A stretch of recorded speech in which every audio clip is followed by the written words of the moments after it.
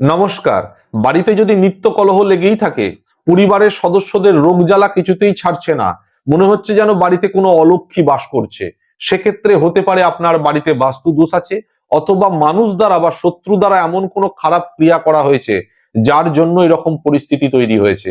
সেক্ষেত্রে একটা পাওয়ারফুল উপায়ের কথা বলবো, যে উপায় দ্বারা আপনি এখান থেকে মুক্তি পাবেন, এই সমস্যা থেকে মুক্তি পাবেন। আপনাকে মাসের একটি দিন পূর্ণিমার সন্ধ্যাবেলা এই ক্রিয়াটি করতে হবে। আগে থাকতে গরুর গোবর দিয়ে একটা চতুর্মুখী প্রদীপ বানিয়ে নেবেন, চার মুখ প্রদীপ।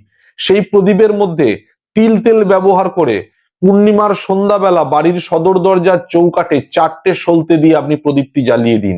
এবং এই যে তিল তেল ব্যবহার করছেন তার মধ্যে একটুখানি আখের গুড় ফেলে দেবেন। এই প্রদীপটি পূর্ণিমার সন্ধ্যাবেলা বাড়ির চৌকাঠে, বাড়ির সদর দরজার চৌকাঠে জ্বালিয়ে দেবেন এবং পরের দিন সকালবেলা প্রদীপটিকে আপনি জলে বিসর্জন করে দেবেন। কয়েকটি মাস এইভাবে করে দেখুন। আপনার বাড়ির যে বাস্তু দোষ বা মানুষ দ্বারা যদি কোনো ক্ষতি করা থাকে সেটাও যেমন নিবারণ হয়ে যাবে, তার সাথে সাথে পরিবারে কলহ নাশ হবে এবং বাড়ির সদস্যদের রোগ জ্বালা অনেকাংশে কমে যাবে।